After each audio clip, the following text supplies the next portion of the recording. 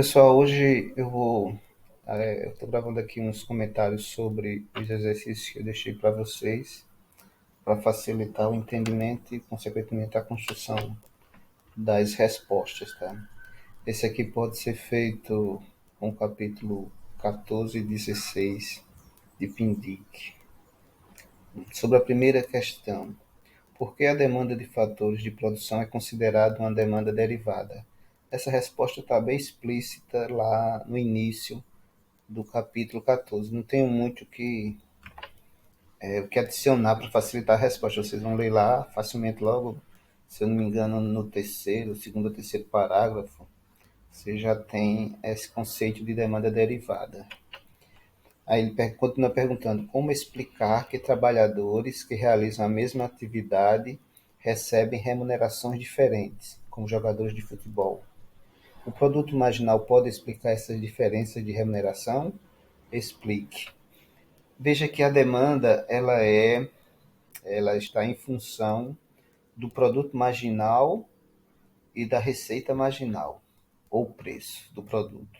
Isso quer dizer que a remuneração do trabalhador vai depender da produtividade dele e do valor que aquele produto que ele produz tem no mercado. Basicamente quer dizer isso.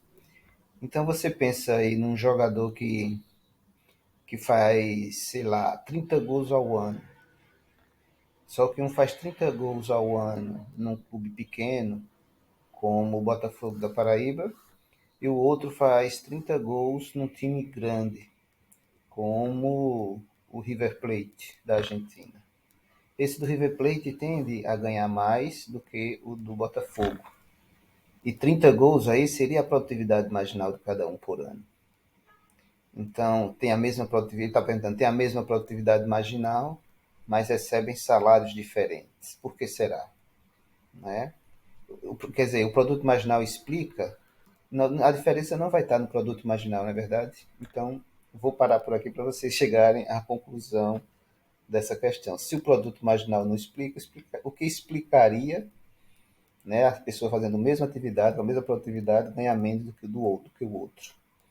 Então, você tem que lembrar que é o produto marginal e a receita marginal que determinam o valor daquela produção. Por que cada gol vale mais em um time do que vale mais em outro, e vale menos em outro, né? Segunda, se a expressão do produto marginal do trabalho é dada por produto marginal do trabalho igual a menos 3L, onde L é o volume de trabalho e A é positivo, e o preço do mercado do produto é igual a 10. Qual deve ser a expressão da curva de demanda por trabalho? Qual o nível de contratação, o equilíbrio competitivo, quando a taxa salarial for igual a 5A dividido por 2?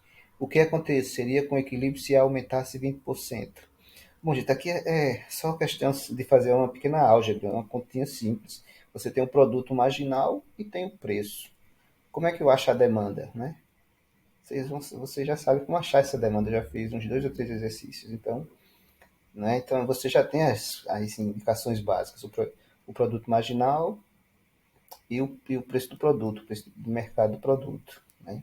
Você não vai ter uma expressão bem arrumadinha, vai ser uma expressão com muitas variáveis, né? Inclusive esse A aqui que não tem indicação constante. É constante, mas não tem um valor específico, né?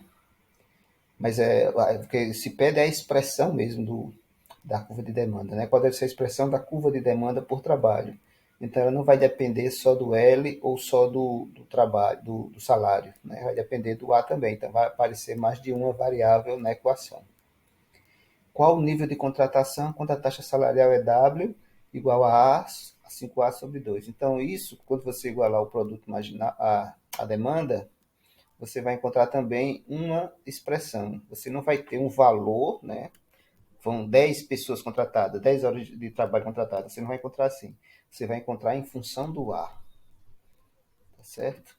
Do A e do L, né? Que são as variáveis que você vai ter. Então, só para adiantar, você não vai encontrar um valor absoluto, né? 100 pessoas contratadas, ganhando 10 por hora. Não vai ser assim. Vai ser uma expressão do preço, que já aqui, isso aqui é uma expressão da taxa salarial e depois uma expressão do emprego. O emprego vai depender desse A. Então, aí depois você vai fazer, se A aumentar 20%, que é multiplicar por 1,0, ou desculpe, 1,2. Tá? Aí você está multiplicando. Se você multiplicar por 1,2, você está aumentando o A em 20%. Tá? Aí você vai ter a expressão modificando, só isso. Tá? Então você não vai ter valores absolutos, vai ter expressões. Expressões de emprego como uma expressão do salário. Na terceira questão, a gente tem um sindicato, que é um monopólio da oferta de mão de obra. Então, o sindicato com poder de monopólio pretende maximizar o emprego dos sindicalizados. Nesse caso, a partir da figura abaixo, explique qual deve ser a condição matemática para alcançar tal objetivo e qual a taxa salarial. Calcule e explique a renda econômica dos trabalhadores decorrentes dessa política. Há a possibilidade desse sindicato maximizar a receita própria em vez de maximizar o emprego? Explique. Tá? Então, aqui a gente tem uma questão diferente daquela que está no gráfico do livro. No livro, essa curva de oferta em azul, ela é bem elástica, ou seja, ela é menos inclinada aqui, né? Ela vai crescer menos rapidamente, ela vai passar onde eu estou passando o mouse, mais ou menos, certo? Então, ela iria cruzar com a demanda mais ou menos aqui, lá no livro. Nesse exercício, ela está cruzando aqui em cima. Tá? Ele pergunta qual deve ser o nível de emprego, né? Qual deve ser. Ele quer maximizar o emprego do sindicalizado. Nesse caso, a partir da figura abaixo, explica qual deve ser a condição matemática para alcançar tal objetivo. Como fazer para maximizar o emprego? Aí você vai testar primeiro as três políticas possíveis que a gente viu na aula e está no livro. Aí você vai testar as três políticas e vai me dizer qual que maximiza o emprego. Tem uma lá que diz que maximiza o emprego, mas às vezes ela não maximiza. Quando você usar esse gráfico aqui, você vai ver que às vezes ela não maximiza o emprego. Vai ter uma outra política que maximiza o emprego. Tá? Então, naquele caso, ela não vai ser útil para o sindicato.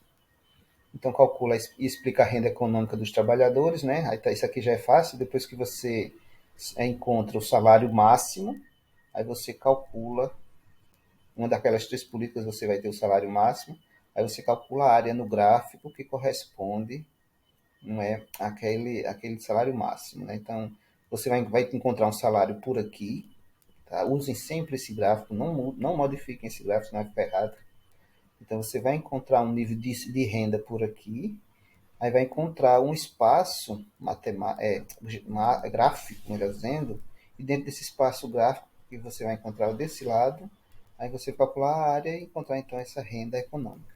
Você vai ter também o mesmo exemplo lá no livro, né? O segredo é achar aquela área que vai estar pintada dentro do gráfico do monopólio, né?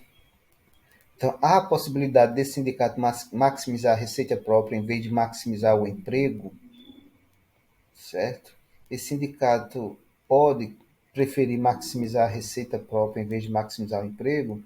Com a resposta da primeira, que é maximizar o emprego, aí você já vai saber se sim ou se não nessa última pergunta. E aqui é uma questão mesmo analítica, para você estudar na prática, né? Você pega aquele último gráfico que eu falei sobre a caixa de Edgeworth e pode utilizá-lo para explicar essa eficiência nas trocas, né? Explicar porque aquele C tem um ponto C, uma alocação C e uma alocação D naqueles gráficos, né? E todos os dois são de eficiência econômica, tá certo? Então, como alcançar a eficiência econômica supondo a existência de um mercado competitivo, tá? Então, pegar aquele gráfico lá, fazer e estudar, que você vai perceber como chegar, né? Seguindo aquela lógica, né? De encontrar a combinação ou a alocação que se encontra nas curvas de diferença mais elevadas possíveis para cada consumidor. Tá? Vocês têm até. Eu coloquei até domingo, mas eu vou receber, eu posso receber tranquilamente até a quarta-feira esse exercício, certo? Depois eu modifico lá a data para devolução do exercício. Um abraço a todos, boa sorte.